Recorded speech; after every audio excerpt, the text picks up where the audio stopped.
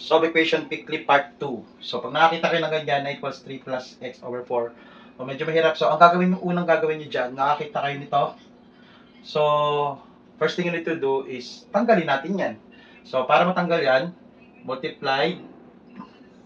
This is division. Anong counterpart ng division? Di ba multiplication? So, multiply natin both sides. Multiply natin sa denominator, which is 4. Para matanggal. Okay, so pag matatanggal, kasi magiging ano yan 4 divided by 4, that is 1. So x na lang matitira dito. 4 times 3, that is 12. Tapos ito naman, 9 times 4, that is 36. Okay, so in this case, kailangan natin makuha yung value ng x. Kasi nakasabi lang side siya, okay lang yan.